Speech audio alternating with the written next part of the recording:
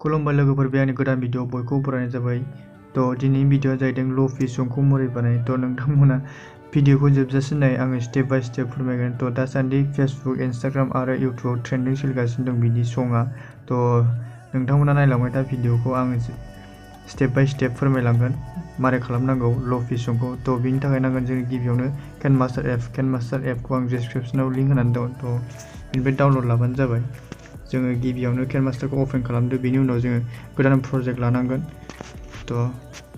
जायखिजाया मोनसे फट' एड खालामदो। फट' एड खालामखांनायनि उनाव जोङो जाय गानखौ खालामगोन बे गानखौ जोङो एड खालामदो। नोंसिनि एग्जामपोल देखायगासिनो आङो। एड खालामखांनायनि उनाव नोङो रिभाइभ अपसनखौ रिभाइभआव थुदो। बिनि उनाव नोङो माबायदि खालामनो, बाथरुमाव खालामनो ना बांसिन बेयाव खालामो, साबसिन खोनायोबो।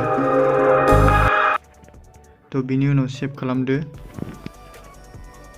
सेभ खालामखांनायनि उनाव जोङो गोदान प्रजेक्ट लानांगोन। गोदान प्रजेक्ट खालामनांगोन। बेनि उनाव जों एड खालामदो गानखौ। एड खालामखांनायनि उनाव जोङो स्पिडखौ खमायनांगोन, 0.9x आव होनांगोन। बिदिब्ला खोनासंदो माबायदि जायो।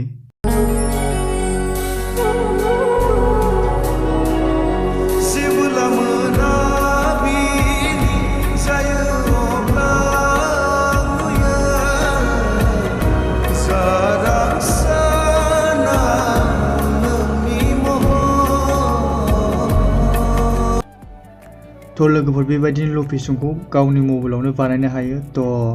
नोंथांमोना भिडिअखौ मोजां मोनदोंबा लाइक, शेयार, साबस्क्राइब खालाम। नेक्स्ट भिडिअ लोगो मोनगोन। बाय बाय।